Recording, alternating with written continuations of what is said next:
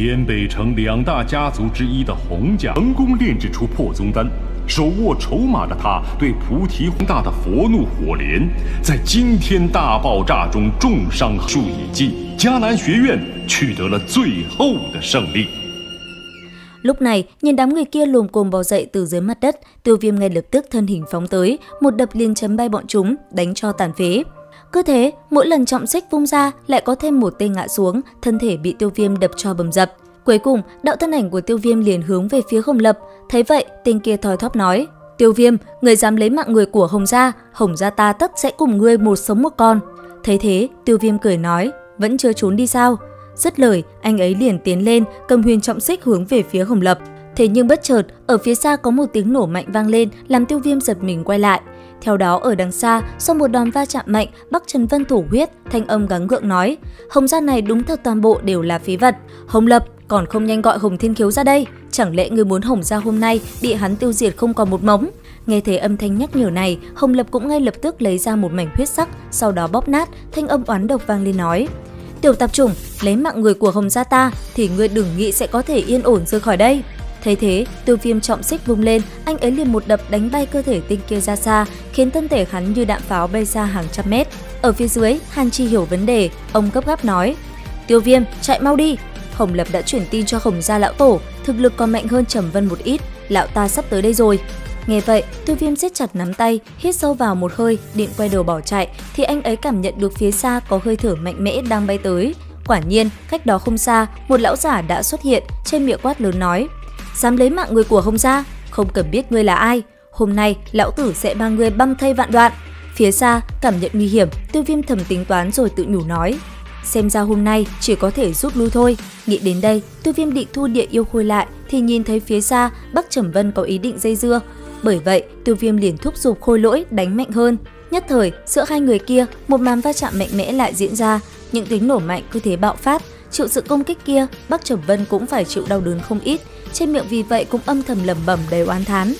Thấy tình hình phía xa, Hàn Trì truyền âm gấp gáp nói: Tiêu Viêm đi mau, nếu còn trì hoãn thì sẽ không kịp nữa. Nghe được Hàn Trì nhắc nhở, Tiêu Viêm cũng chỉ khẽ lắc đầu, anh ấy cảm nhận được dường như hơi thở khủng bố kia đã khóa chặt mình lại. Nghĩ tới đây, Tiêu Viêm liền dùng hấp lực thu lấy cơ thể Hàn Lập lại và xách cổ hắn ta lên đứng giữa không trung. Nhìn hắn ta, Tiêu Viêm âm thầm cảm thán nói: mạng ngươi cũng thật là dai, như vậy còn không lấy mạng được ngươi, thế như cũng tốt. Không lâu sau, đạo thân ảnh mặc trường bào màu đỏ xuất hiện.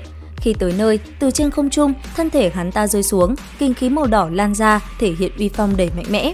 Đứng giữa trời, nhìn về phía Tiêu Viêm, bàn tay đưa ra, thanh âm hắn ta hô lớn nói: Tiểu tử, buông Hồng Lập ra, nếu không ta sẽ lấy mạng ngươi. Thấy thanh âm này, Bắc Trầm Vân vừa đánh vừa trõ mồm sang nói: Hồng lão gia hỏa, người Hồng gia các ngươi tất cả đều bị tên tiểu tử này lấy mạng, nhanh nhanh ra tay kết liễu hắn. Lời nói này vừa thốt lên thì một đạo ngân quang từ địa yêu khôi đột nhiên đột phá phong tỏa của Trầm Vân, sau đó đánh mạnh lên người lão. Thấy vậy, phía xa thân ảnh áo đỏ kia nhíu mày, còn Trầm Vân nhìn lão ta, hắn ta mồm liền gào lên nói: còn muốn nhìn gì nữa, khôi lỗi là vật của tiểu tử kia, người đem hắn chế trụ thì khôi lỗi tự nhiên sẽ đình chỉ. Nghe được tiếng quát của hắn, Hồng Thiên Khiếu nhìn Tiêu Viêm quát: tiểu tử, biết điều thì hãy thả Hồng Lập ra, lão phu có thể cho ngươi bỏ mạng một cách êm ái. Nghe thấy thanh âm này, Tiêu Viêm mặc kệ, đấu khí trên tay không ngừng truyền vào cơ thể Hồng Lập, mặc cho hắn ta rên rỉ kêu cứu. Chứng kiến hành động của Tiêu Viêm, lão gia hỏa kia quát: bất kể trưởng bối ngươi là ai, lấy mạng người Hồng gia ta nhiều như vậy, lão phu tuyệt sẽ không để ngươi bình yên rời khỏi đây. Nghe thế, Tiêu Viêm nhếch miệng nở một nụ cười khinh khỉnh. Ngay sau đó, anh ấy liền xoay người ném thân thể Hàn Lập về phía xa rồi biến mất. Nhìn lão gia hỏa kia, thanh âm Tiêu Viêm vang lên nói: lão gia hỏa, trong cơ thể Hồng Lập có chứa ám kình của ta, nếu ngươi không nhanh chóng đuổi theo hóa giải, lấy trạng thái bây giờ của hắn, một lát nữa sẽ nổ tung. Thấy vậy, Hồng Thiên Khiếu đang định bay về phía Tiêu Viêm thì bất chợt chuyển hướng, hắn ta xoay người lên hướng về thân thể Hồng Lập đuổi theo. Chứng kiến đối thủ lao đi, Tiêu Viêm cười lạnh. Ngay sau đó, thủ ấn biến đổi, anh ấy liền hướng về phía Bắc Trầm Vân, hai tay nhanh chóng kết thành thủ ấn. Cảm giác không ổn, Bắc Trầm Vân lầu bầu nói: cái lão vương bắt đản này, một tên phế vật còn cứu làm gì? Dứt lời, lão ta liền hung hăng cùng địa yêu khôi va chạm. Thế nhưng bất thình lình từ phía sau, thân ảnh của Tiêu Viêm lại xuất hiện. Sau đó, trường ấn hình bàn tay tung ra, Tiêu Viêm quát lớn, ba chữ phiên hải ấn theo đó liền đánh thẳng lên người Bắc Trầm Vân. Thế vậy, lão gia hỏa kia liền đón đỡ. Thế nhưng đáng tiếc, khi hắn ta đỡ lại phiên hải ấn, phía sau, Địa Yêu Khôi đã một quyền đập thẳng vào ngực hắn. Nhất thời, một vụ nổ lan ra, lão gia hỏa kia bị chấn bay ra xa, thân thể trọng thương nghiêm trọng. Không những thế, khi hắn ta còn chưa tỉnh táo lại, Địa Yêu Khôi đã lao tới, bẻ đi một ngón tay của hắn và đoạt lấy nạp giới rồi chạy theo Tiêu Viêm về phía xa. Tức giận, Bắc Trầm Vân gầm lên, ngay lập tức hắn ta dùng một đòn huyết hồn ấn ký bắn thẳng vào người Tiêu Viêm và lưu lại trên người anh ấy. Đồng thời, thanh âm oán độc nói: "Tiểu tạp chủng, Phong Lôi các ta cùng ngươi không đội trời chung, ngươi đã trúng huyết ấn của ta, tay xem ngươi có thể chạy đi đâu." Nghe vậy, Tiêu Viêm thân hình bay đi xa, thanh âm vang vọng nói: "Đến đi, ta lúc nào cũng sẵn sàng." Dứt lời, anh ấy liềm vọt đi rồi biến mất.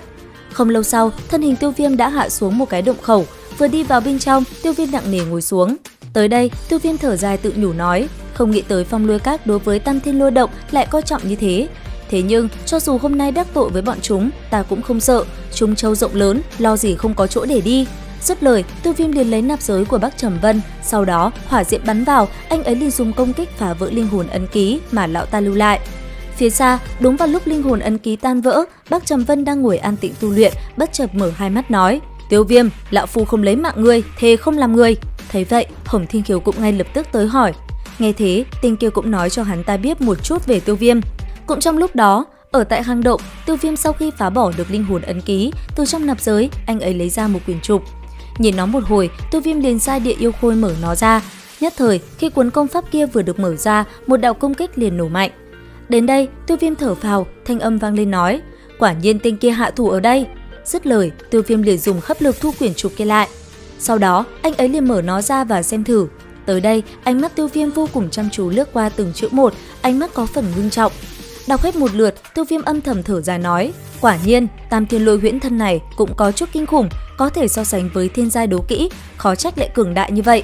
Suy nghĩ một hồi, Tiêu Viêm liền tiến vào nhập định. Nhất thời, một thế giới đầy lôi điện hiện ra trước mắt anh ấy. Ở trong thế giới lôi điện này, Tiêu Viêm bắt đầu lĩnh ngộ mọi thứ trong quyển trục kia. Không lâu sau, Tiêu Viêm tỉnh táo lại. Sau đó, thanh âm vang lên nói: "Những tin tức này quả thật là phương pháp tu luyện Tam Thiên Lôi huyễn thân. Thế nhưng, trình tự sắp xếp chữ lại hỗn loạn." Nghĩ tới đây, Tiêu Viêm liền nhắm mắt, sau đó tự mình sắp xếp lại.